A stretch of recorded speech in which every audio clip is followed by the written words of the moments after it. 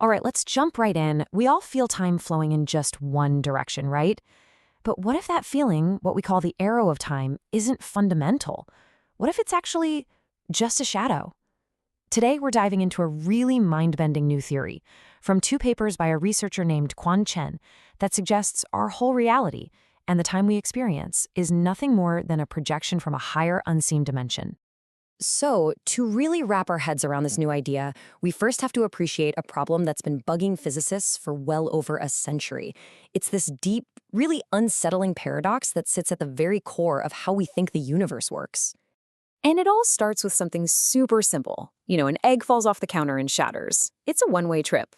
You will never ever see all those pieces spontaneously fly back together to form a perfect egg.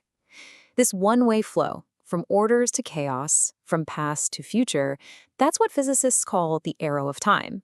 It's maybe the most obvious rule of our day-to-day lives. But here's the crazy part, the big contradiction. If you look at the fundamental laws of physics, we're talking everything from Newton to Einstein to quantum mechanics, they're almost all perfectly time-symmetric. You can run the equations forwards or backwards, and they work just fine. But the universe we actually live in, it's completely irreversible. So the question is, how do you get a one-way reality out of two-way laws? That's the paradox.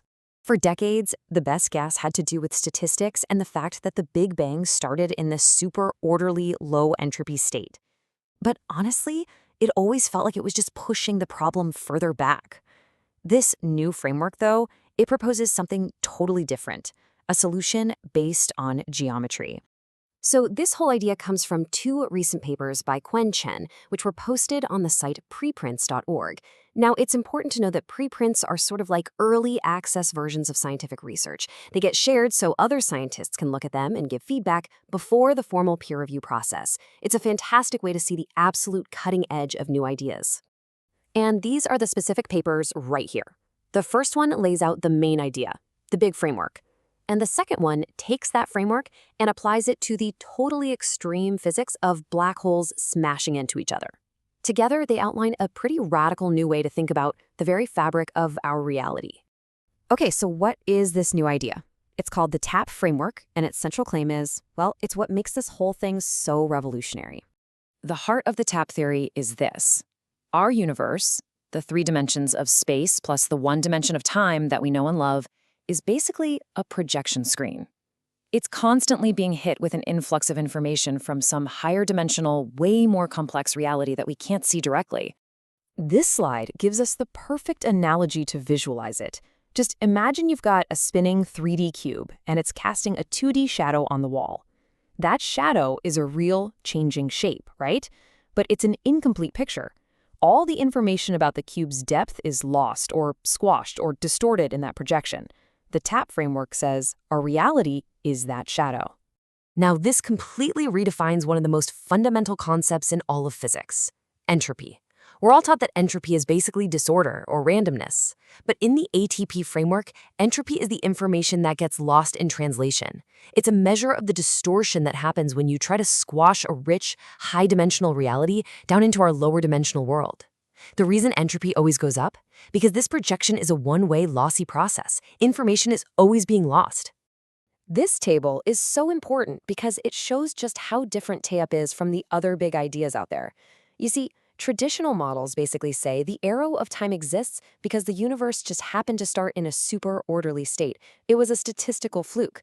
But TAP says, no, it's not chance at all. The arrow of time is baked into the geometry of the projection itself, making our reality fundamentally irreversible, right from the get-go.